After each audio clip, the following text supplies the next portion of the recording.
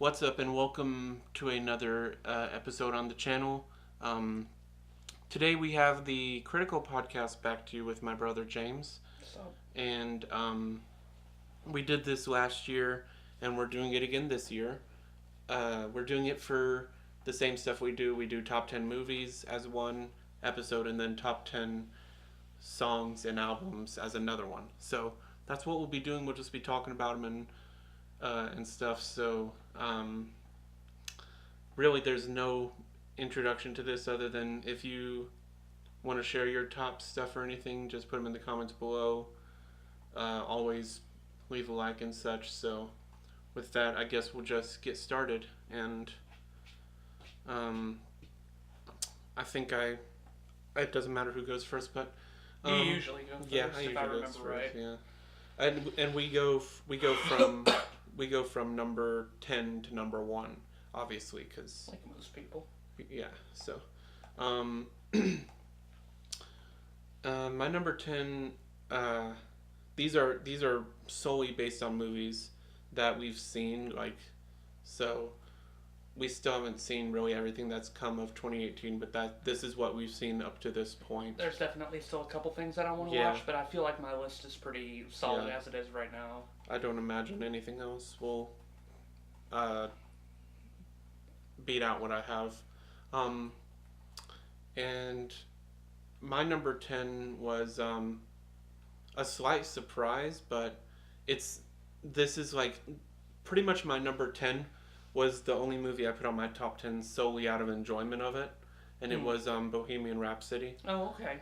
And obviously there's a lot of inaccuracies and stuff, but I knew it would make it solely because of Rami Malek, and he's just an excellent actor. I think he can pretty much do everything that's given to him. For sure. I think he needs more roles for sure, because he's just so good, and I don't know if he's what you'd call an underrated actor, because his performances in Mr. Robot seem to really not go unnoticed.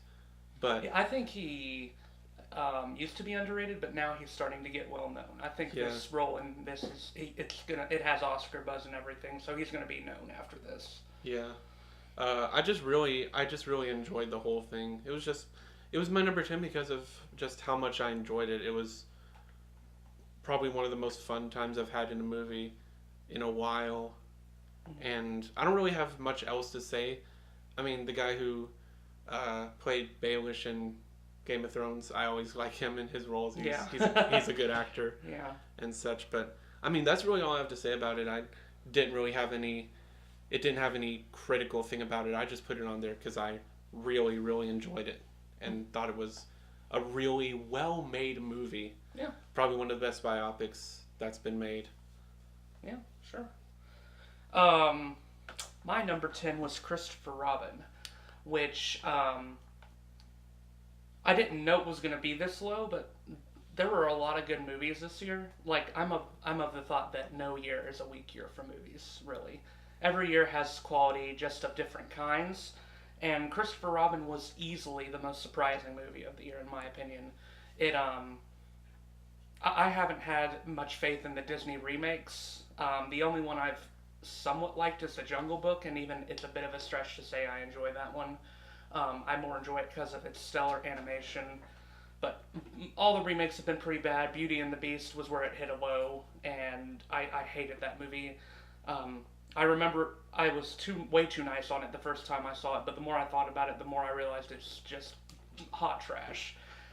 So Christopher Robin was a very pleasant surprise. I was excited about the movie partly because Ewan McGregor was going to star in it, and I think he is a vastly underrated actor. Funny that both of ours include actors we feel are underrated. Yeah. And man, he was a perfect fit for the titular role. He Yeah. nailed his performance. I loved watching him. Easily one of the best performances of the year, and one that's going to go unnoticed. It hasn't gotten any Golden Globes. I don't expect any Oscars, which is really a shame because it was quite a great nuanced performance. Just so much going on there. And did Beauty and the Beast not get a Golden Globe for its costumes? I think it did, and I think it got an Oscar nod too. I don't remember if it won. I don't remember if it won or not. I don't remember at the moment, but And of course, the movie also had the original voice actor of Winnie the Pooh in Yeah, it, that was great. Jim Cummings, and it Yeah. was excellent to see Yeah. him. I mean, the whole time was the movie was just like a nostalgia burst for both me and Joseph as we watched it. I mean, it's just yeah. I mean, that's just another example of just a well made movie.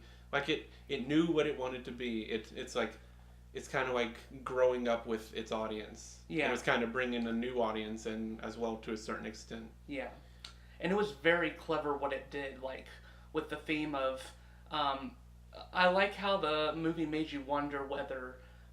Didn't really make it clear whether the animals were Christopher Robin's imagination or they were actually there. It Yeah. sort of left the decision up to you as to how real they were up until the end, I'd say, and then in the end it reveals it. But I like that it kept it a mystery. I certainly didn't expect a Winnie the Pooh movie to have a meta narrative. That's Yeah, for sure. But yeah, and that was the big surprise. it had some very dark stuff in it, which, of course, I mean, the Winnie the Pooh movies are pretty mature too for the kid audience, and so it's sort of fitting. But the themes in this one were even more adult, I'd say. It was Yeah. surprising what they did. This movie actually took risks, unlike the other remakes. It didn't just copy off its source material; it expanded it, and I don't know. I loved almost every aspect of it. There weren't many problems it was I an had. excellent movie. Even yeah. those slight Excellent problems movie. I had with it at the beginning, like I thought that some of the childish comedy from the boss was a little awkward at first, but then I realized that was a little bit charming.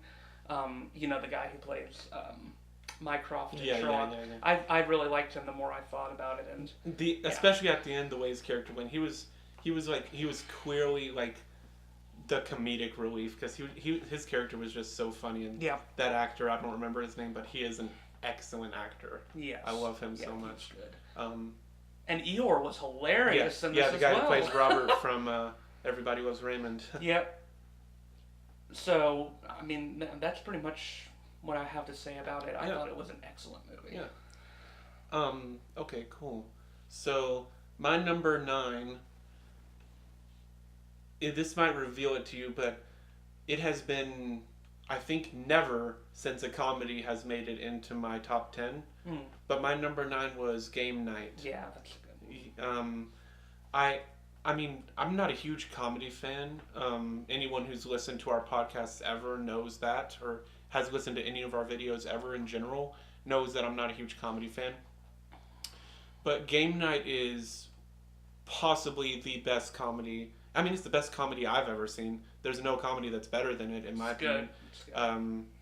Jason Bateman and why did I forget her name? What's her name? I think Rachel McAdams. Rachel McAdams. I was thinking Amy McAdams. I was thinking Amy Adams and Rachel Adams but yeah, I mean, like the thing that really brought that movie into like a new level of comedy was like the unique visual aspect of like being a game board the whole time. That was something that I just couldn't stop talking about when I was thinking about it. It was like, wow, they like really went into another unique level with it.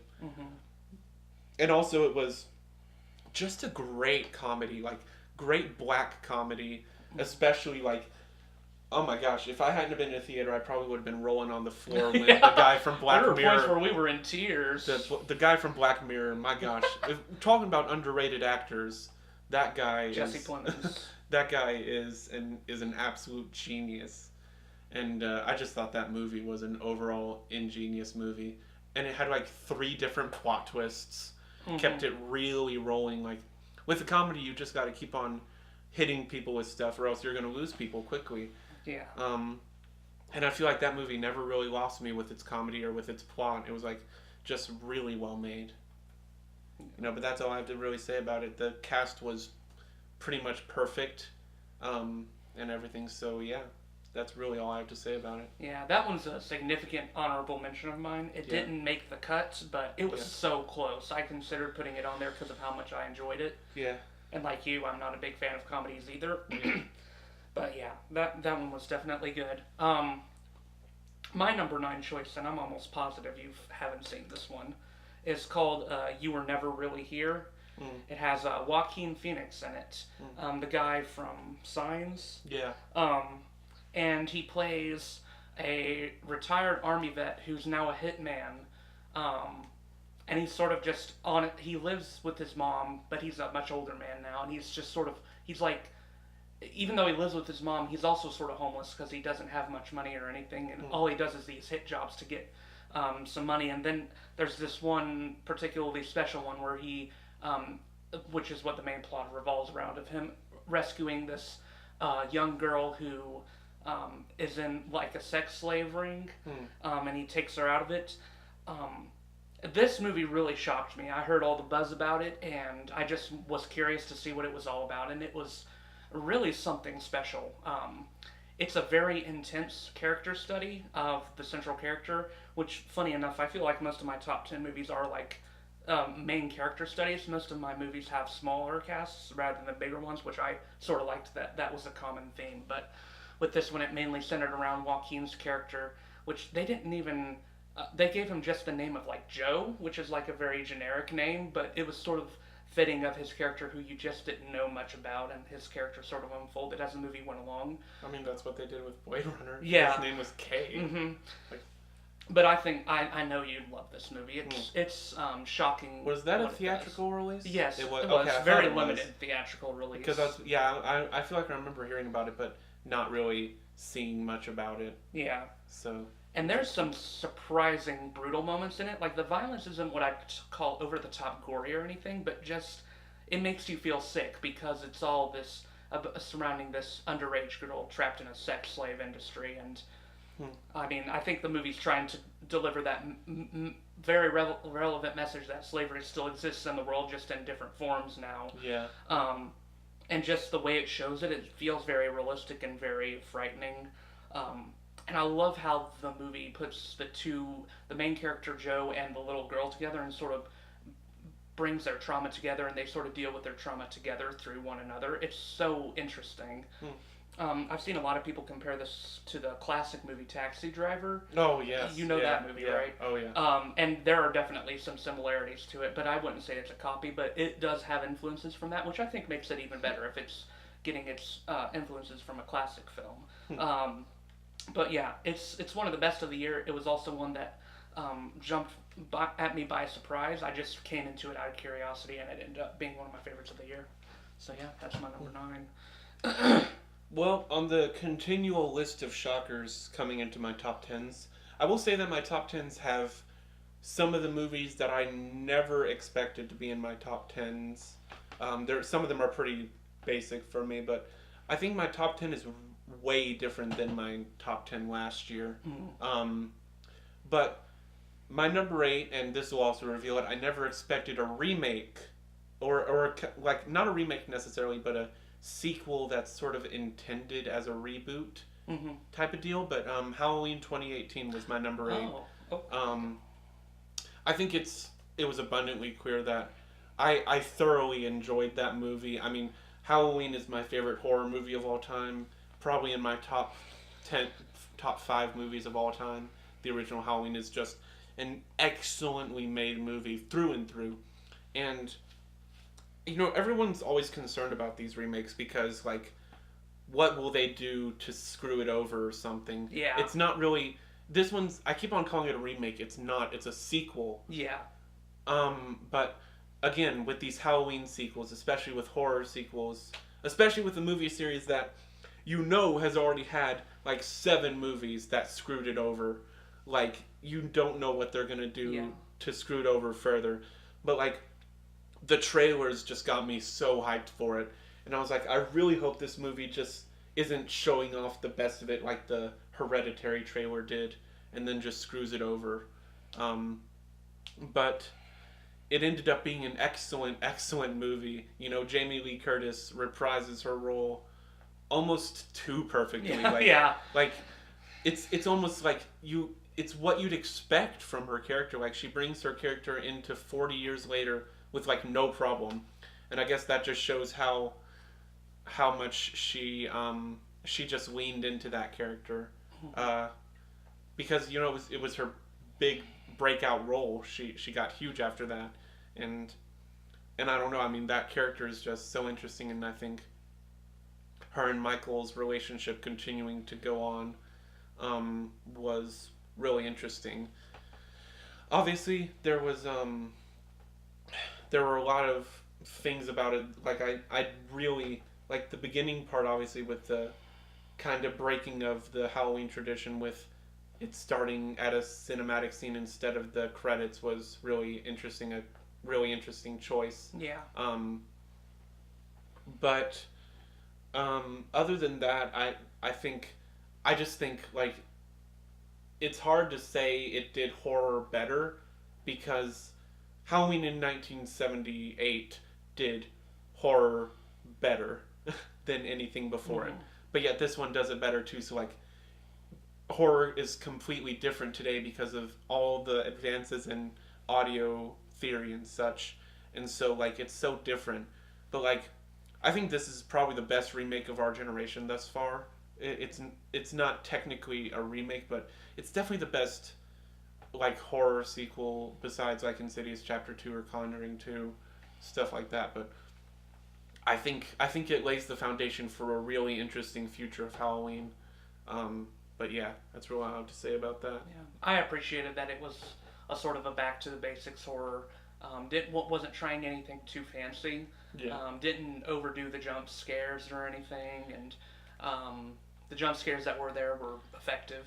And I mean, it was as creative as the original Halloween. Yeah. Like there was like so many one shots that were like any person could overlook it, but like that scene where Michael is just like in that woman's window and his face shows up in her window, Mm-hmm. then he leaves, then you see him walking into her backyard, and then like that sequence is just so ingenious. I'll admit the one thing I think that I liked better about the remake than the original was I thought the performances were better overall. Yeah. Jamie Yeah. Lee Curtis was good in the original, of course, but now she's a veteran actor, and it's cool to see her as a veteran. It's funny with that, like in 1975, movies were more experimental. Like you weren't like horror movies, especially, were extremely experimental. Like when they would try to really do acting, that's when you get something like Friday the 13th, which was just like a ridiculous movie. Mm-hmm.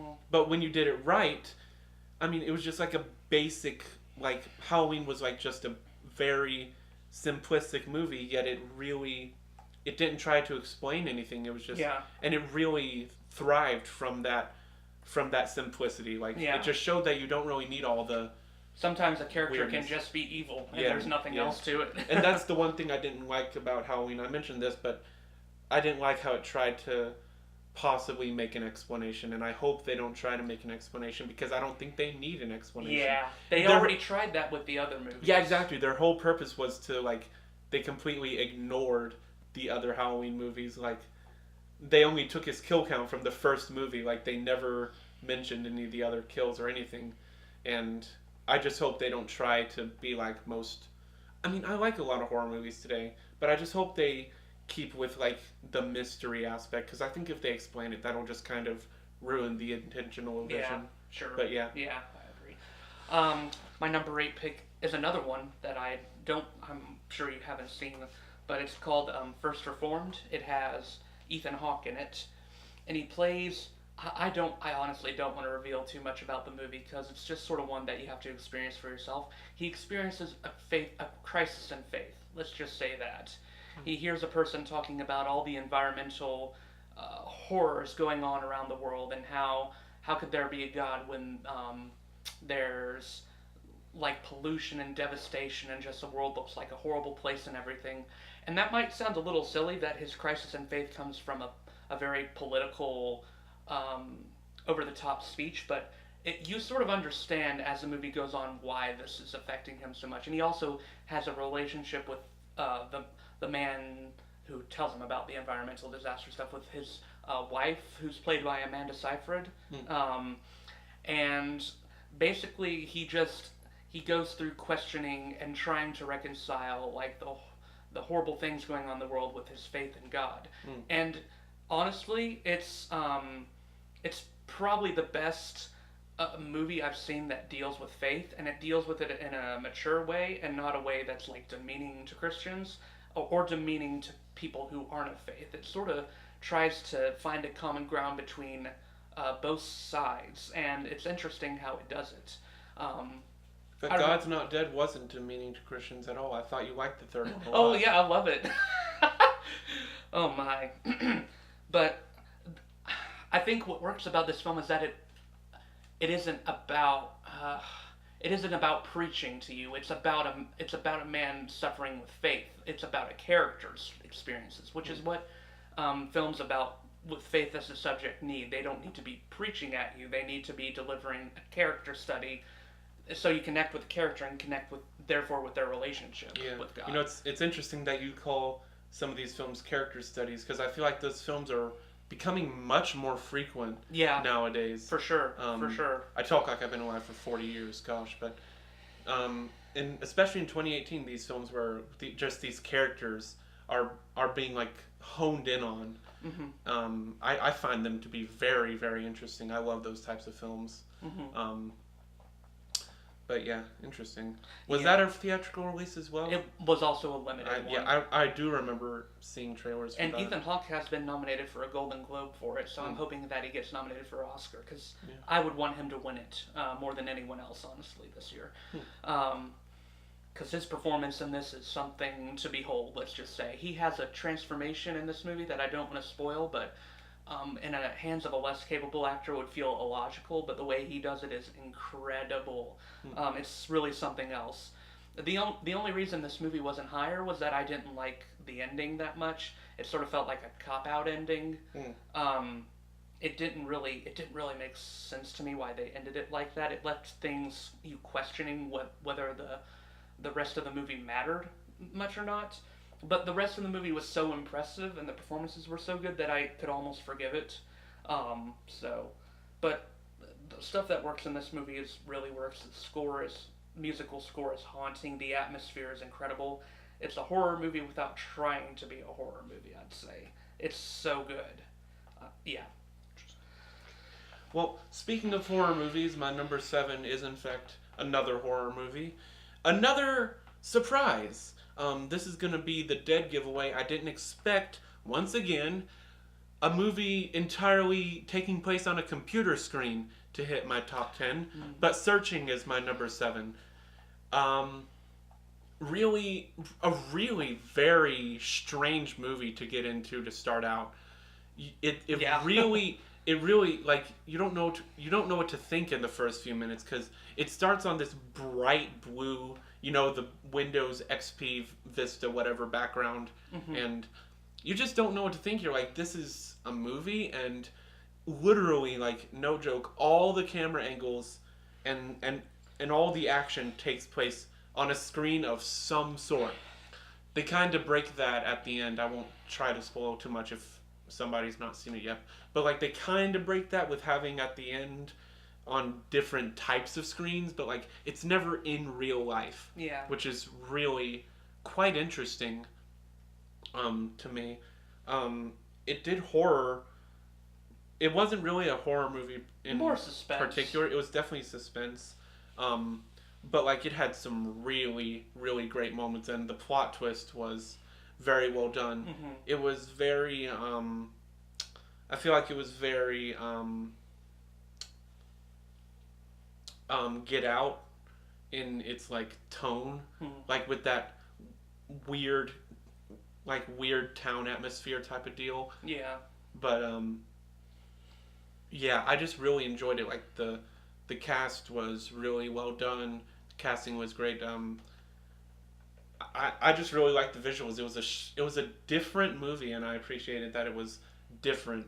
And I think it was different for the sake of trying to be different, and it got pretty overwhelming praise, if I remember correctly. Yeah. Oh, but, yeah, it did. It was a very, very interesting movie. Like I will say, I've never been so intrigued after a movie. Like I was like, I wonder what mind could have thought of something like that. Like that's only something that 2018 could have conjured up. Honestly. I mean, they've tried the techno horror genre before with like the Unfriended movies, but those didn't didn't well work, at all.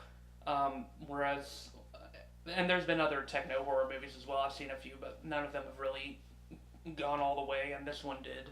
Yeah. And because it embraced it, and it made a sort of emotional story out of it as well. Yeah. Like the beginning shocked me with how they created an emotional story simply through showing the evolution of technology along with the evolution of Yeah, a family. It yeah, was so clever how really they did it. interesting. Yeah, yeah, yeah. That's just about all I have to say about it. Okay. My number seven is a movie that I'm so glad was as good as I was hoping it would be. It was like the event film of the year. It was a film that everyone was so hyped for, and I'm so glad Avengers: Infinity And War I know, was just so good. It it blew me absolutely away with what it accomplished. I don't know. I've never. I think out of all the movies that I've seen this year, this one left me the most stunned with what it did because Marvel finally took some risks in their Yeah, film. yeah. Now, I at least like most Marvel films, but I've never been blown away by any of them except for maybe Civil War. I mean, they're undoubtedly fun movies to Yeah. watch, but like, you can't really look at any of them and say like, I'm gonna be shocked by the characters, Yeah. or I'm gonna be shocked by the plot twist, because there's usually not a plot twist frequently. But yeah, I'll keep my mouth shut because I mean, you know it's I gonna know be what's coming coming later. on your list. Yeah. But just putting so many heroes on one screen, it just seemed like such a ridiculous idea. Like, how could this possibly work to put all these numerous superheroes that on screen and giving them all proper character development? But they did the right thing. They didn't develop them. They sort of kept them with their same personalities, the way you knew and loved them.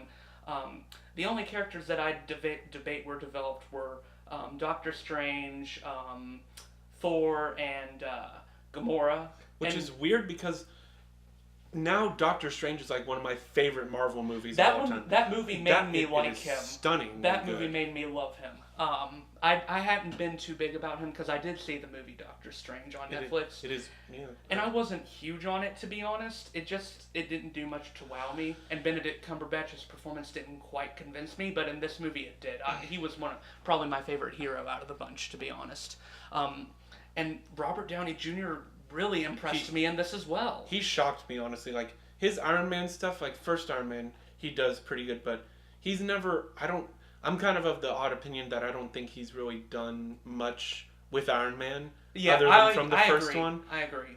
But yeah, man, I'll talk about him more later, but I do agree that he really did some good stuff with Iron Man. And there was a scene in this movie with Chris Evans, Captain America, and I mean, you all know the scene where he's fighting against Thanos' fist, and he almost beats him, and it gave me cold chills because I was like, that is so Captain America. That is so that character, and he's my favorite out of the main four Avengers. Oh, I'd yeah. say. You love know him. Captain America's my favorite. Yeah. I love Captain America. And I mean, every performance in this was good. I can't really think of a bad one. The only one I don't care for is the Hulk. I'm not huge on Mark Ruffalo's performance as him, but he's never been a big part of it. I mean, now Hulk is just kind of like a presence more than a character. Like, he's just kind of the guy who comes in and says a few witty comments and then is the Hulk, basically. And this movie also gave me a reason to like Tom Holland's performance as Spider-Man too. I hadn't really loved it, been huge on it in the past, but this movie, he surprised me with what he did. I mean, his famous scene was improvised, which was an impressive moment. It was a very good improvisational moment. But of course, the best was Josh Brolin as Thanos. I mean, wow, talk about a great, complex, interesting villain performance. Marvel's never had the most interesting of villains. The closest they've ever gotten is their anti-heroes like Loki and Killmonger from Black Panther. That's the closest they have gotten. And even those two you would debate, they're not exactly villains. But Thanos is a villain. But he's a compelling, interesting villain, and you understand him because they make him the main character of the movie, which is what this movie needed. It was about Thanos, and it was incredible what they did with him. I loved every minute, every scene with him. It was just incredible. I mean, like, no villain has just, like, ruled the screen like Thanos. Like, you could feel, like with Ultron. Sure, Ultron is a cool villain. He's cool. He's well designed. And, you know, James Spader, his voice, his presence makes you feel him. And with Avengers 1, technically the villain of that is Loki. Yeah. more or less. But I mean, Loki, you can feel him, but you never know whose side Loki is really Yeah. on. Hmm. So, but like Thanos, just like the Marvel villain that everyone was like waiting for, and like he just pounded that screen. And I hope other Marvel movies take note. When you have a good villain, your movie is stronger. Yeah, Because if you have a villain that is an actual challenge for your hero to fight against, rather than just sort of a generic one that the hero, you know the hero is going to beat because they don't really do anything, then your movie is much more interesting. yeah, And plus, the best thing about this movie, the heroes don't win. yeah. They don't win. That which, was like the most chilling thing yeah. about this was The, like they didn't win ultimately. Spoilers: if you haven't seen Avengers: Infinity War by this point, you are living under a rock. yeah. The heroes don't win. I think that's the first time in a superhero movie, period, where the heroes don't win. Yeah. And that's just how far Marvel went in. Like, kudos, like the Russo brothers. Like, my gosh, they knew what they were doing with this movie. Yeah. And I really think that Endgame is going to follow it through if they stick with that tone. Then And lots of people were complaining about the ending because they say the ending doesn't hold much weight because you know some of the heroes are going to be back. But I honestly sort of disagree because it still sort of plays into the theme of the movie, like the idea of failure, and that failure is a very real thing. and I mean, Even though the heroes are going to come back, inevitably, almost all of them are. Um, I still am glad that Marvel at least did this for one movie. I mean, it's not something I ever expected them to do. So and you know, unless something comes out in the near future, I don't think the Guardians are going to be coming back. And I think that's going to be the biggest weight on the movie. Because I don't think if Guardians 3 gets made, then I'm not going to watch it. If it's not James Gunn writing the script. yeah, But if it is made and James Gunn is writing the script, sure. But they're not going to give it back to him because Disney's garbage. And if that movie officially doesn't get made, then I think they're going to not bring back the Guardians. probably not. And probably I think that'll not. be the biggest weight on the movie is that they don't come back. But I don't know. Those are just a couple predictions. We don't know what's going to happen. But yeah, just in summary, Infinity War was a superb movie. Probably my second favorite for Marvel, right behind Civil War. Out of the MCU, at least, out of the official Yeah. MCU movies, it's my second favorite. Yeah. And yeah, I mean, if you haven't seen it, I don't know what you're doing. You should see it.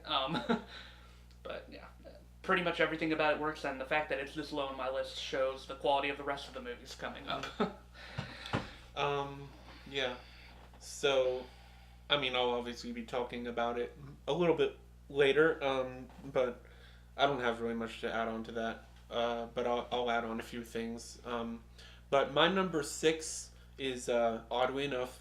Oddly enough, I have a very healthy amount of Marvel movies on my top 10 list, which I don't think I had any on my top 10 last year. You had Did Spider-Man. You had Homecoming was number 10, yeah. That would not be there anymore, but, you know. My number 6 is Black Panther. I mean, what a way to start off 2018 with superhero movies than Black Panther. Mm-hmm. Probably the biggest surprise box office hit. Just slaughtered in theaters, and I'm so glad it did what it did because Black Panther is one of those movies that, like, I think Marvel really wanted to be as successful as it was because, I mean, Michael B. Jordan crushed as Killmonger. Yes. Like, So good. That character just blew me away. I'd never seen Michael B. Jordan in anything. I'm going to be frank and real. But We need to watch Friday Night Lights together sometime. Yeah. He doesn't come in until the last season, unfortunately, but he's one of the best parts of it. But I mean, that character, like, if I would say anything, I would say that, I don't know, Avengers probably started getting filmed way before, but if it hadn't have gotten filmed way before, I would have almost undoubtedly thought that the Russo brothers got inspiration for the depth of their character from Killmonger. But I doubt that because, you know, the scale of Infinity War suggests that it was filmed way before. But besides that, just an excellent cast. Black Panther, excellent. All of his family, his sister was a fun character. She was obviously the comedic relief. it was a side Marvel movie, quote unquote, from the main Avengers storyline. Mm-hmm. But they brought in all those characters really quite seamlessly. Um, it's this place because Martin Freeman did not belong at all. It Yeah, felt so weird to I have agree. him in there. I agree. I don't know why they did that. Um, I don't know why they did that. Yeah. It was just weird. I also found the "What are those" joke to be quite cringy. I laughed in the moment, but I mean, it But was her whatever. character is good. They weren't from the outside world, so it almost made that comedy almost more funny because Yeah. like they're not because she's like queerly the only one who understands the outside world's jokes. Yeah. Um, but yeah, it was just an excellently made film, and I mean, Black Panther and Killmonger's rivalry was more than just like I'm gonna kill you because you want to take over the world. Like Killmonger had a different reason for wanting to take over. Yeah.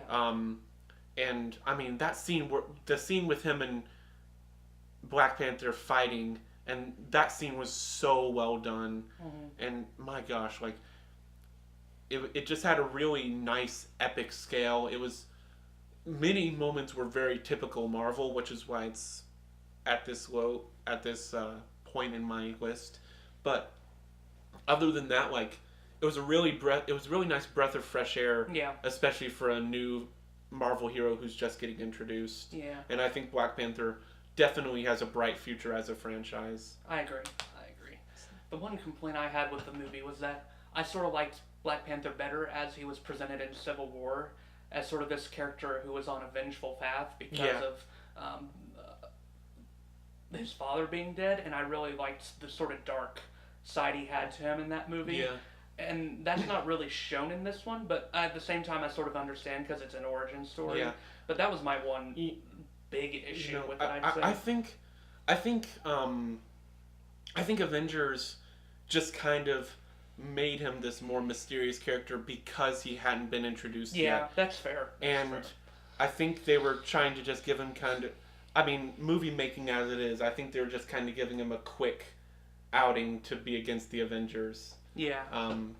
So I doubt they really wanted to focus so much on Black Panther because he hadn't been introduced into the MCU officially yet. So I think they just made him more this kind of, I would say like basic Marvel presence.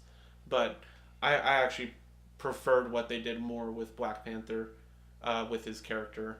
But yeah, that's all I have to say. Okay. I'm going to keep my number 6 sort of short because we talked about Infinity War for such a long time. Yeah. But, I mean, the movie deserves conversation. But my number 6 is Blind Spotting. I saw this movie a couple weeks ago, and I had forgotten about it because it came out so early in the year. But I remember just all the critical praise being given towards it, and I wanted to check it out again. And it left an impact immediately.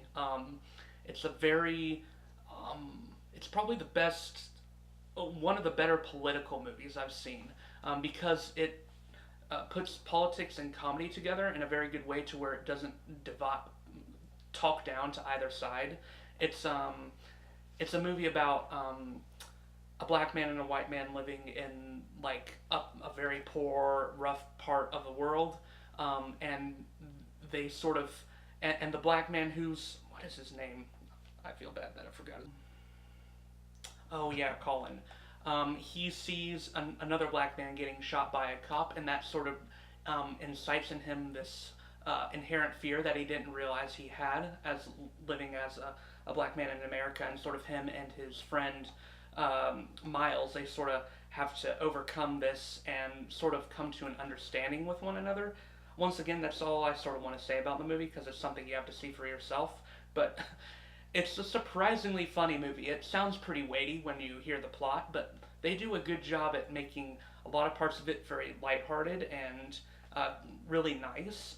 And that's because you love the two main characters. They have such a cool relationship, and it turns into almost more of a buddy comedy at many parts in the movie, which I thought worked to the movie's benefit. Like, more emphasizing on the relationship between the two friends that they were able to overcome, like racial barriers and dealing with the ones that are in front of them and sort of encountering them together rather than making it a movie about divide, making it about unity, which is what I thought was very relevant for 2018, a movie like that. Um, and just the way it uses rap music is quite interesting. Like a lot of the times, the characters speak in rap, which makes it almost a musical of sorts too, which is sort of genius. And it works really well, especially in this dream sequence. And at the ending, there's a jaw-dropping moment with the main character. But I really liked all that they did with the movie, and it was very funny in parts, but there were also parts that were tear jerking with what they did, and two great performances from the two leads. I would definitely recommend it. But yeah, that's I just wanted to keep that one short. Yeah. I'm also going to keep my number 5 short because we talked about it so in depth, but my number 5 is Infinity War. Surprise, surprise. Um, yeah, I don't really have much to say. James pretty much covered it all, but I mean, we sort of talked about it together. yeah, It sort of happened that yeah. way. My number 5 was Avengers: Infinity War. Not much more to say. I kind of spoke my piece about it. Um, yeah, I mean, the coming together of those heroes was something to be really reckoned with. Like, Hmm. there, most people weren't lying when it kind of became a joke. Um, like the crossover kind of joke was like this is like the best crossover ever. Like that almost became a joke. It did. It became a meme. But at the same time, like that was stemmed from the fact that Infinity War might possibly be the greatest crossover event in the history of mankind. Hmm.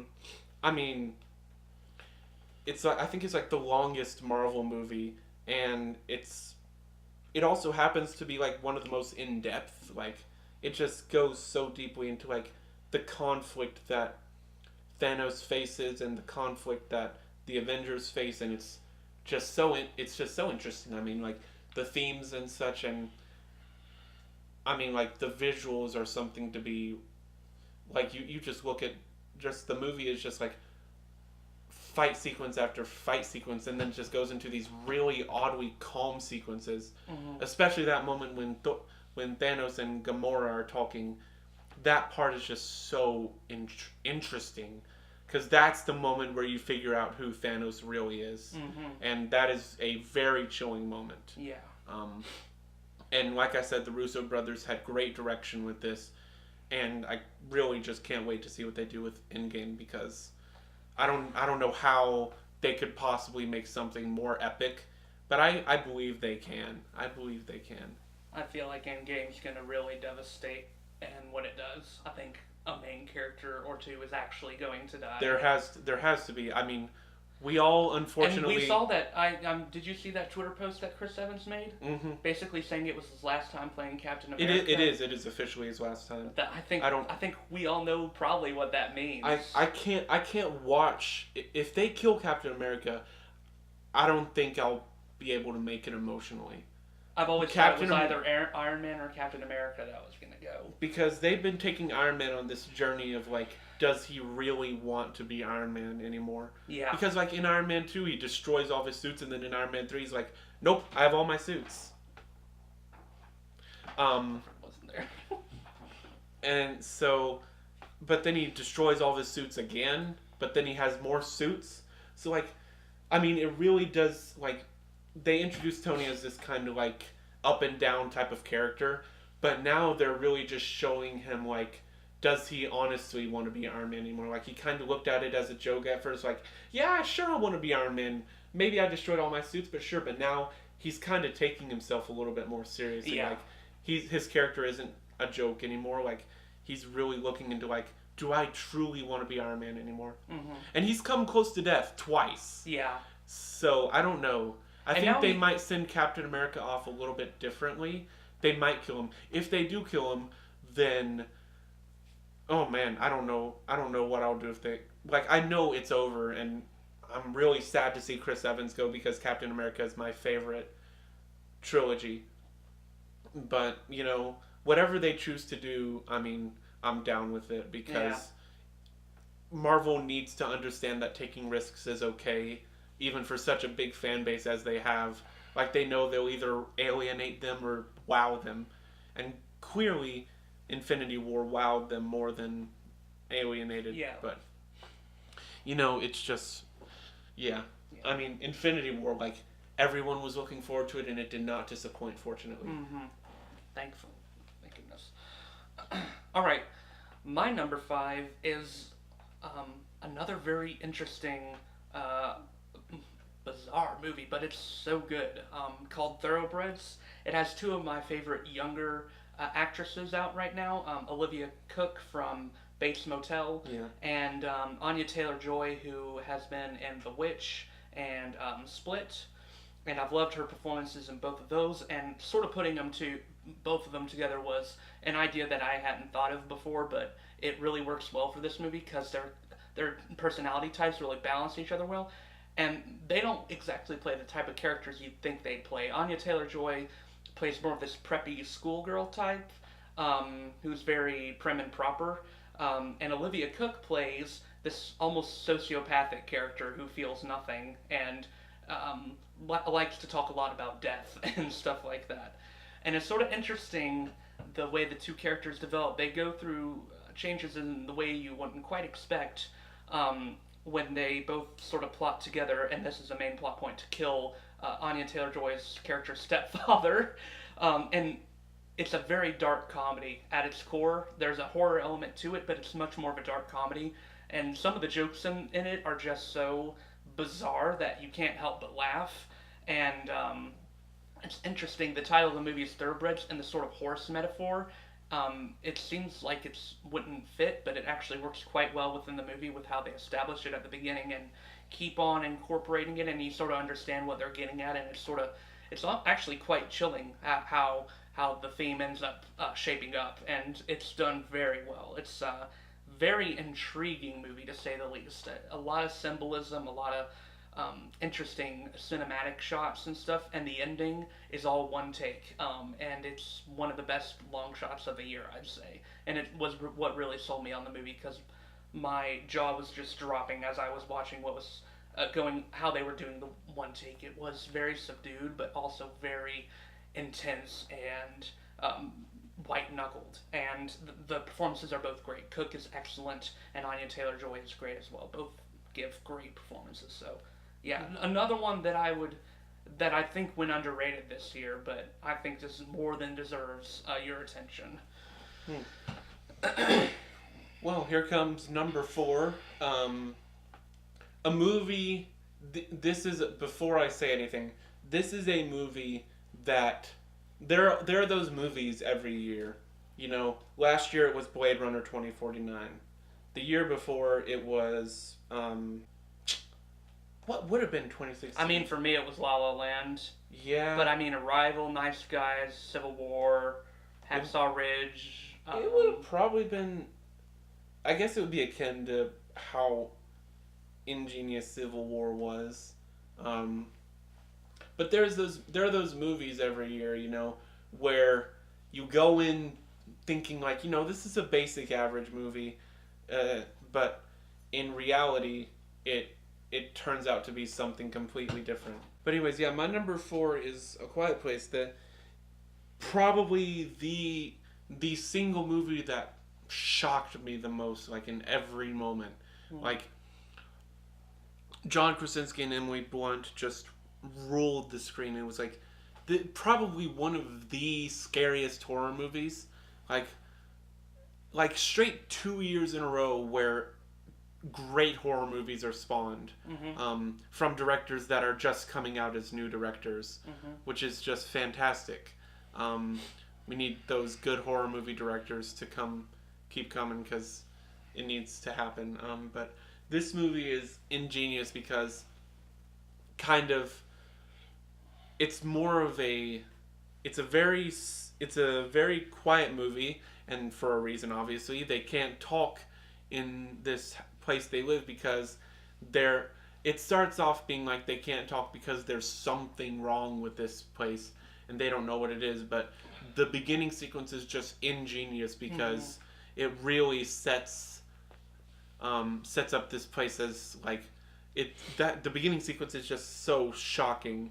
Like you every moment of this film you really don't expect. And not only is the movie ingenious in its horror, which it is a very, very scary movie. It is absolutely through and through horror. But there's this one really ingenious sequence where, for the duration of this movie, Emily Blunt's character is pregnant, and there's an ingenious scene where she gives birth, and they time it perfectly with setting off these fireworks. They plan it that way exactly, and that part is just so ingenious in my opinion, um, and overall the movie was just like it was phenomenally simple, and it was the ending was just like spot on, over through and through.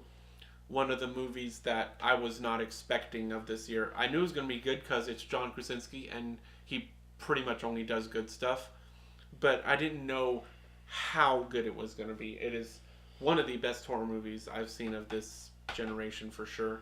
Yeah. I feel like I've said most of what I needed to say in the review we did of it. But Oh right, we did do that. check that out if you haven't. Link in the description. But I think the thing that I love the most about it is that it gives you an experience without ever forcing the experience on you necessarily. Well, in a way it does, because it draws you into this intensely quiet world uh, in a very abrupt and uncomfortable way, to where you're on edge from the very beginning of the movie, which I love. It puts you on edge and you're like, oh, what is going on?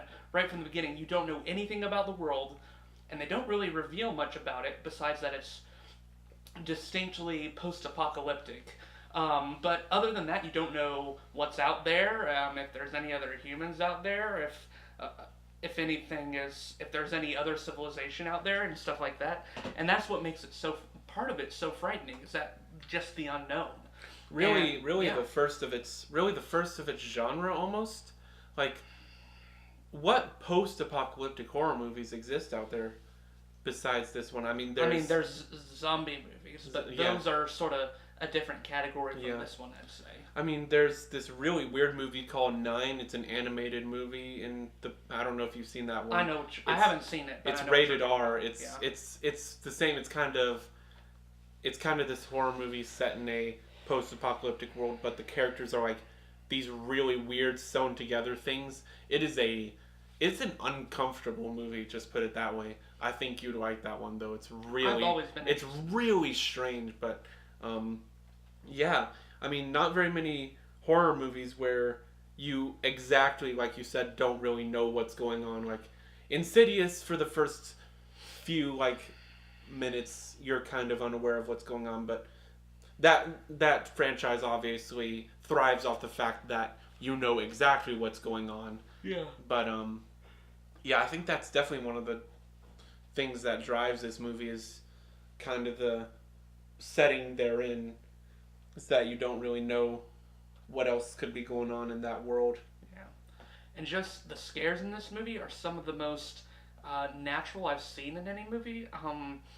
Like, I don't remember. I believe I said in my review the last time I felt legitimately scared by a movie, like to my bones, was probably The Babadook, and this one gave me a scare similar to that one, where they weren't like a constant jump scares, but rather a steady building up, and it just put you on edge every time. You weren't sure where the monsters were and stuff like that, and just the intense quiet was a bit of a scare factor in itself. It was almost a character of its own. Yeah.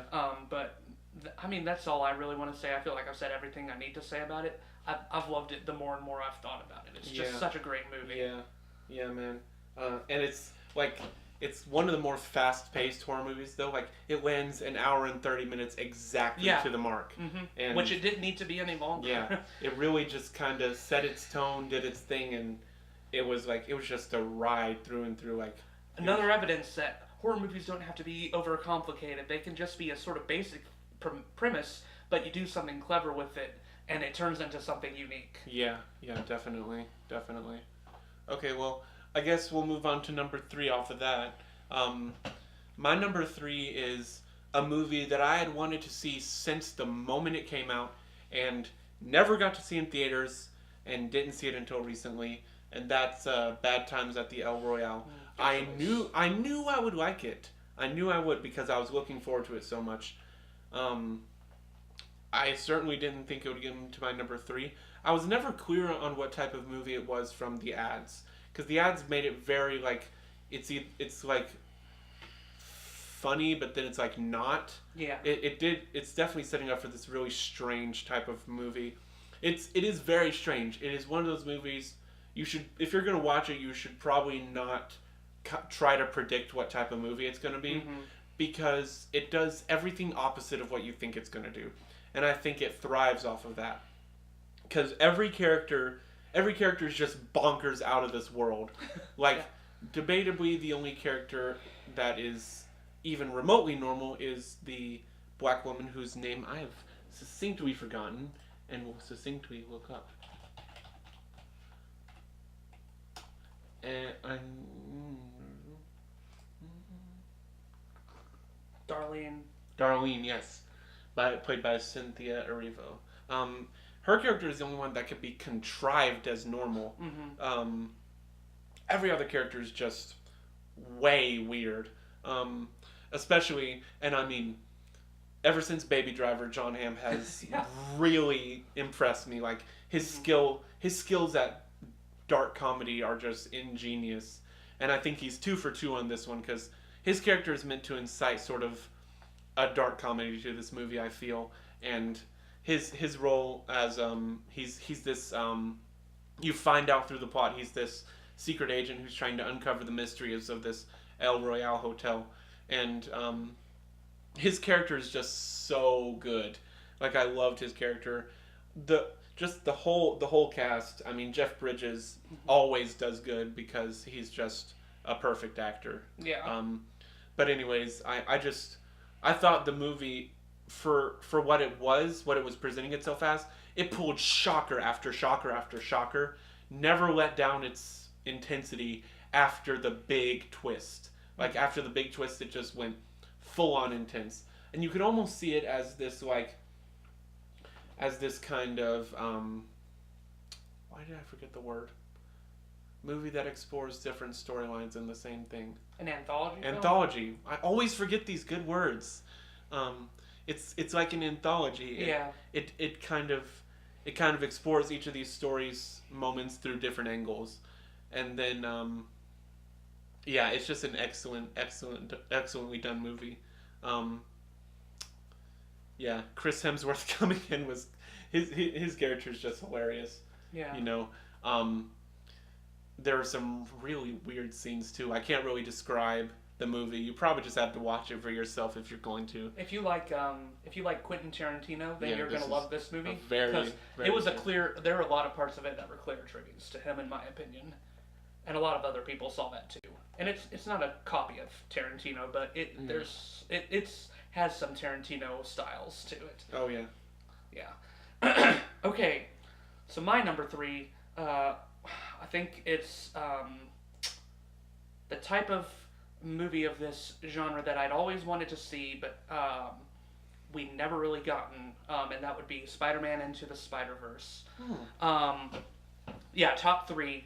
The fact that two others beat it is saying something, because this movie is pretty much perfect. There's hardly any problems I really have with it. I mean, man, the creators of it's made by the creators of the Lego Movie, and they're just on a perfect streak apparently. And I mean, just everything about this movie works. I'm not even sure if I could describe it to someone who hasn't seen it, because it's another one of those types of movies where as you're watching it, you're just totally enraptured. It has like just utterly beautiful, startling animation. I've never seen a movie animated like this before, like combining CGI animation with a sort of traditional animation, and then it's also sort of shot to look like an actual cinematic movie. So it sort of combines three different things together, and all three of them really combine to make this unique animation style that is breathtaking. There's just so many moments that pop off the screen, and the movie looks like a comic book too, which is just awesome. It has all sorts of stylistic, unique things that are going to set this movie apart for years to come. And I swear, if this movie is not nominated for an Oscar for Best Animated, I will be furious. It'll be the same level Oh of yeah. fury I would have had if Blade Runner 2049 hadn't won any Oscars last year. Yeah. This Yeah. is the movie I'm probably rooting for the most for getting Oscar nominations, to be honest. For animation, for sure, man. Yeah. It's coincidentally convenient that this movie is my number two. Oh, okay. So again, we can.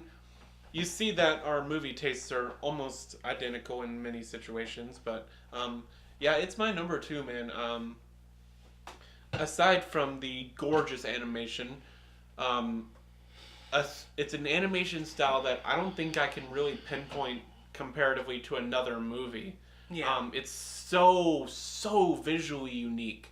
Like it has this really nice kind of transparent purple overlay that gives it this kind of it's really nice to look at. It keeps you interested throughout, and it's used to amplify the plot more than anything. Yeah. Especially with the idea of Wilson Fisk is one of Spider-Man's biggest adversaries in the comics, and in this movie, Wilson Fisk the is the villain. Now, obviously, it's hard to go to a Wilson Fisk after Vincent D'Onofrio's Yeah. Wilson Fisk, but I think Liev Schreiber did a great job with his voice. Like this Wilson Fisk is the more traditional comic one. Yeah. He's supposed to be like this huge hulking guy, but yeah, I thought aside from the animation, the voice cast was just perfect, like Yeah. perfection. Like Mahershala Ali has become one of my favorite actors. I was first introduced to him by Luke Cage, Yeah. which the first season was excellent. The second season, not so much, but I'll keep that for another time. He did great as Uncle Aaron, and the whole cast through and through. Just, I mean, Nicolas Cage as like I didn't think I'd ever like him in a role, but his weird kind of his voice just kind of made it all the more funny. I mean, that's Noir Spider-Man was intended to be a joke, clearly. Yeah, it was such a cool idea, though. Just Spider Noir and all the stuff they did with him, and the Spider-Ham, yeah. Spider-Ham, which is voiced by hilarious comedian John Mulaney. Yeah, He's yeah. one of the funniest guys out right now, and he was perfect for that role. And I also liked Haley Steinfeld as Gwen Stacy. Yeah. She's had a really good movie career lately. She was in Edge of 17 last year, and this year she's in Bumblebee, which is doing quite well. So she's doing pretty well. She's been more of a music star in the past, but I'm glad she's putting her foot into the acting now and actually doing well at it. And yeah, but I love all the characters in this. I think Miles Morales is an excellent protagonist, one of the best main characters in any Marvel-based film I've seen. I felt for his struggles. I understood what he was going through, and I loved everything about him. He was the embodiment of what you'd want Spider-Man to be. But yeah, I thought Miles Morales was an excellent character, as I was saying, and we get the best Peter Parker in this, in my opinion. Best Peter Parker and best Spider-Man. Miles Morales is one of the Spider-Men that hasn't been explored in movies yet. Yeah. Like we've gotten Peter B. Parker thanks to Andrew Garfield. Yeah. And we've gotten regular Peter Parker thanks to Tobey Maguire, yeah. But I loved the Peter B. Parker in this too. Yeah, I thought he was great. He was excellent. Yeah. Perfect counterpart to Miles. Yeah, for sure. Yeah. The only, the very, very, very, very, very minor problem I had with this movie was that I felt that Wilson Fisk's development was a little bit generic. Like, they show the stuff that you sort of know about him. Yeah. Like his relationship with his wife and son and everything like that. But I mean, it was such a minor problem that it didn't affect. I didn't even care at all. Yeah. Yeah, I had there were a lot of great plot twists that took place, and my number 1 and 2 were so hard to compare. It was almost a tie for the first time ever in my life. Oh, really? It was almost a tie. Because Into the Spider-Verse is an absolute 5 out of 5 for me. I had absolutely no problems with it. Yeah. But if I based it on enjoyment alone, it would be a 5 out of 5. The 4.5 out of 5 is so high, it is basically a 5 out of 5. Which I've given three 5 out of 5s before. I gave three 5 out of 5s last year. So. Yeah. It's crazy though, because last year I only gave one absolute 5 out of 5. This year I've given two. So I've given two 5 out of 5s too. Two actual 5 out of 5s. Yeah. So I guess I might as well talk about my number two since Yeah. you Yeah. talked Go. about. Yeah. Yeah. Did you say all you? Oh wanted yeah. to say? Yeah. All I have to say. Yeah. But see the movie. Absolutely. Just go see it. You gotta support this movie. Even please. the soundtrack, which has the style of rap music that I normally wouldn't like, it was good for this It's movie. excellent. It worked perfectly with the tone. And it's Miles Morales' soundtrack too, which is sort of fitting. Yeah. It was almost like Guardians of the Galaxy in that regard, with the soundtrack fitting in perfectly with the movie. Like, it's like it's a Marvel movie through and through. Like, you can tell. But also, they clearly had fun with it, because it's also a very fun movie to watch. There's even people like it, like Post Malone and all these other rappers who I normally and detest. I enjoyed Post Malone's song. It was actually really enjoyable, good. But Probably the best one. Sunflower was its name. It was good. But okay, so my number two, this is actually a Netflix original movie, which I don't think I've ever put a Netflix original movie onto my movies list, because generally Netflix original movies are not that good. They're pretty typical usually. Now the Netflix TV shows, that's another story, because there's a lot of good ones in that regard. Black Mirror movie and TV show coming out tomorrow. The movie looking. I'm ready for the movie. Looking good. Anyway, this is the first Netflix original movie I've put on here, and it is incredible. It is just awe-inspiring what it does. It's called Roma, and it's directed by Alfonso Cuarón, the same guy who did Gravity and I thought I recognized Children of Men. Children of Men too. Have you seen Children That of is a Men? great movie, yeah. I like that movie a lot. I think Children of Men is excellent, but this movie might honestly be better than both of his other two that he's done. Well, he's done more than two, but those are the two he's most known for. But this movie is really something else. It's shot entirely in black and white. It has Spanish subtitles. It's sort of, Alfonso Cuarón described it as the most personal film of his career. It's sort of a tribute to like the nanny that raised him, because he was raised in a middle class family, and he was raised mainly by a nanny working for them, like a maid working for them. And the story centers around a character loosely based on the nanny, and he's there's a child character who I think is clearly supposed to represent Alfonso as a child, and it's because the two of them interact the most, and it's just really touching how the story unfolds. It's a lot of things at once. It's a story about like Mexico and political turmoil, because I believe they're I can't even figure out what political turmoil they're in, but it was a historical thing for when Alfonso was a child. I think it might have been like the Spanish Civil War or something like that.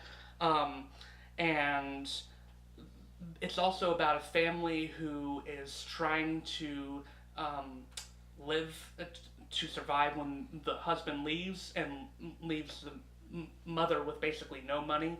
And it's also about the main character, the nanny, who gets pregnant, and obviously she doesn't know what to do, because all she has is this job. She doesn't really have anyone else.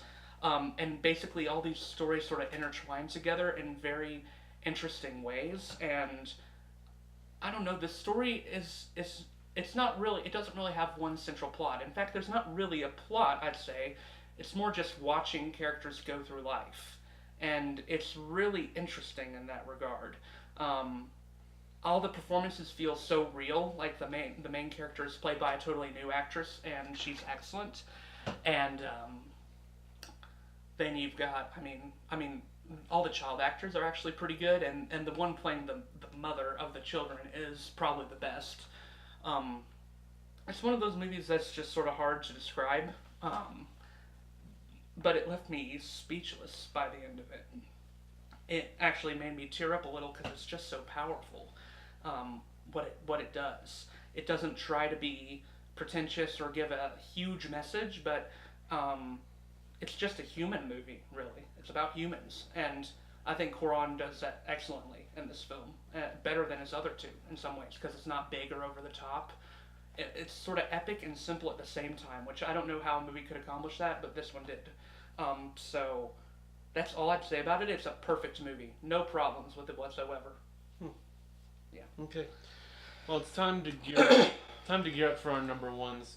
I don't think you've seen my number one movie. I don't think you've seen my number one.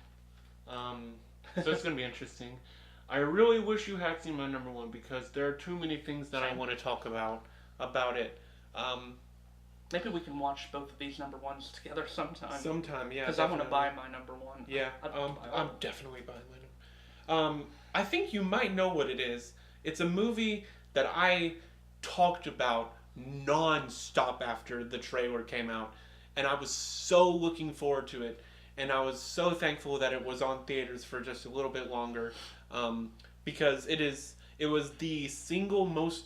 It's the movie. It was like the Blade Runner 2049 of this year. It's the movie I was looking forward to so much that I couldn't stop thinking about it every day leading up to when I was seeing it, and that's Alpha. Okay, yeah, that's what I thought it would be. I mean, I couldn't stop talking about it after I'd seen it, before I'd seen it. I mean, this is the movie that was close to being a tie, but I mean, this movie, like, I wish I could talk about it so much. The basic plot is that this kid named Keda, he's played by Cody Smith-McPhee. The whole cast is of there's only there are only two really American people. Cody Smith might be an American. I'm not familiar exactly. I didn't look as much as I should have preemptively, but he does an excellent job playing Keda. This movie, I guess you could call it like a character exploration type of movie because it really only focuses on him the entire movie. Mm-hmm. And if you know anything more about the plot, it's about him. He meets this wolf, a wild wolf who he ends up befriending. It sounds like a very simple plot at its base, but oh my gosh, it is the absolute closest I've come to crying in a movie ever. It is such a heartfelt movie. The cinematography is just in freaking genius, and every shot has the scope of Lord of the Rings. Like you get these really nice long shots of the wilderness. It's set in the Ice Age, so it's kind of this interesting setting that hasn't really been explored in real real life filmmaking, like versus the animation. It's really interesting though. His character is just so cool, and he's so understanding. And the really interesting thing about his pack, this is something you probably wouldn't notice by just watching the movie because the pack is, Kata's pack is, or Kata's tribe is hardly ever in it. Only at the beginning and at the end, basically, more or less. But their whole tribe is based on Greek lettering, and if you'll know, Greek lettering, the first letter is Alpha, and the whole rest of his family has Greek lettering, and it's kind of interesting because the idea of the film is of Alpha and who is the Alpha, and I won't say anything else, but basically, it is the best film of this year in my opinion, hands down. The best made, best plot. It takes the idea of a boy befriending a wolf and really amplifies it into this extremely heartfelt movie. It is so good. I cannot say enough about Alpha, and it went so under the radar, and I hated it with all my guts that it went under the radar, and I just wish it could have gotten more because I think it deserved so much more than it got. Through and through, just like the Blade Runner of 2018 for sure, and it really stands on its own as a movie. Like, yeah, I just loved it through and through. Great movie. My number one was also a movie that I had been very excited about seeing from the moment I heard it. It just sounded like the sort of perfect um, underdog story that from multiple sides. It was made by a person who um, had gotten big through natural ways and had built his fame naturally, and had gone from internet to being a bigger in the wide world. And it also starred someone who is not was not very known before the movie, but is pretty well known now. And that movie is Eighth Grade. Um, it was directed by Bo Burnham, who I imagine you know. Oh, he's a great One of comedian. the OG YouTubers, one of the first, and he was known for his comedic songs, known for just simply making hilarious original songs, and he eventually got very popular for them, and then he sort of graduated on to become like a very mainstream, well-known comedian and well-loved comedian. He was put into films. He has like two specials on Netflix. Um, and then he sort of decided to move on to directing, and this is his first directorial film, and it is impressive what he does with his first film. He keeps it pretty simple. It's really just about this main girl who Mike and I remember her name. Um, well, I remember the actress name, played by Elsie Fisher, um, and her character's name is Kayla. Yeah, that's right. And it's really about her going through her last year of middle school and sort of struggling with this idea of transition and like with the changes in her body and everything like that, all the things that we experienced when we were in that awkward middle school stage, and her just trying to deal with that, and also trying to deal with trying to be more outgoing rather than being like the constantly introverted person she is, which is also something I can relate to because I was very introverted in middle school, and I wanted to be more outgoing and more extroverted. And I think this film could honestly appeal to anyone, even though it's about a young girl. I think middle school boys and middle school girls can relate to this. It's a real shame this movie was rated R and was only for limited audiences, because I think the material it has any middle schooler should see, um, because it has some really important messages to give, and it doesn't give them in a very cheesy way. It like talks about how all these things that you're dealing with are natural and that you should be happy with who you are, but also that you shouldn't be afraid to change if you want to. Just don't change yourself to the point where you're unrecognizable. And I just loved that message. It was delivered in such a really sweet and beautiful way, and that was mainly due to Elsie Fisher's performance. She was excellent in this movie. And they actually got a child actor who was the age of the character she was playing. She was actually eighth grade age, and she didn't look like this super beautiful, idealistic expectation like a lot of um, high school comedies do. Like they give these unrealistic expectations. She looks like an actual middle schooler, which was awesome. Um, and she wowed me every minute. I just every moment she was believable, and you fell in love with the character. It was so easy to fall in love with her. She was just so incredibly likable, and you felt for her and her struggles. Um, and another thing this movie does so well is that it really balances comedy and drama to perfection, I'd say. There are some moments in here that are just incredibly funny. I was crying till almost crying laughing at some parts because they were so funny. Um, but then there were some moments that were so just actually pretty dark and heavy, and they somehow worked too. It didn't create a tonal dissonance or anything like that. There was one moment in a car that I don't want to talk about that was, it just shocked me what they were doing with that. I didn't expect them to do that in a movie like this, because usually coming of age comedies don't really explore the deep dark pits, but this one did. Thankfully, it doesn't go to the point where the main character loses a part of herself, which is what I appreciated. It never goes too far to make the character um, like lose her innocence or anything. It sort of keeps her relatively optimistic, which is what I wanted out of the character. I didn't want her to be developed into the movie at the end saying that nothing matters and that high school won't matter either.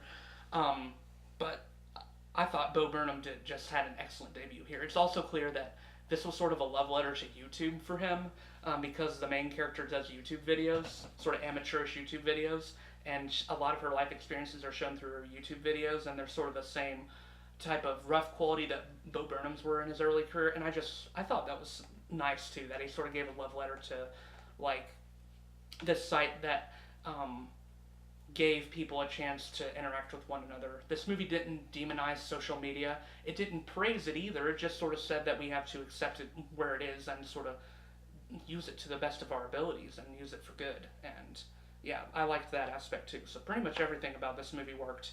And Elsie's been nominated for a Golden Globe, which I'm very happy about, and I hope she'll be nominated for an Oscar as well because she gave a superb performance. But yeah, easily the best movie of the year. I think this one was set in stone from the first time I saw it. Yeah. Yep. I guess that is all we really have to say. I don't really have any special uh, any special other movies to call out. No honorable mentions. No, not really. I guess one of the more important movies of this year, though, I guess I would say one movie that was really important of this year was Incredibles 2. That was just a really important movie to have because I guess people were just looking forward to it so much. I was looking forward to it. I was a little bit less than semi disappointed by it, but it was still an enjoyable Incredibles movie through and through. I did like it the first time I saw it, but the more I thought about it, the more I wasn't as big on it. It sort of felt like it was a bit of a recreation of the first movie, Yeah, and just added a few things. And it the villain was definitely pretty generic. Yeah, it definitely kept the um, the normal discourse of the first one, just kind of in a different context. Not really in a different context though, but I think I can honorable mention it because I think it was one of the most important movies of this year to come out because it's just been so long since the first one was, and it was just everyone was just looking forward to it so much because the Incredibles one is just such an important movie. So I guess that would be my one thing that I'd say about any movie and not in my top 10. I have a couple honorable mentions. I'm not really going to say much about them, but Game Night was obviously a very significant one. Nearly made my top 10, and who knows, it might if I look at this list again. Bad Times at the El Royale was also a very honorable mention for me. Isle of Dogs, which was in the top 10 of my movies for the longest time, and I still love it. It's distinctly Wes Anderson. It's everything you'd expect from him, but I still love it for what it is. Widows, which was a very cool heist thriller movie, and Searching would be another honorable mention of mine for sure. Okay. Well, that is it for our top 10 movies of 2018. Hope you all enjoyed this video. If you did, you can press the like button, leave a comment down below if you so please, and we will. This is our second to last video recorded for 2018. We have one more thing to do, and I think you all know what it is. But we will see you all for the next episode of this podcast. Hopefully, the first episode of this episode should be going up on December. Should be coming out December 29th. And then the next episode is going to be coming out on the 30th. So I hope I will see you all then. And hope you all have a good new year. We'll do that again. But thank you all for watching again, and see you all soon.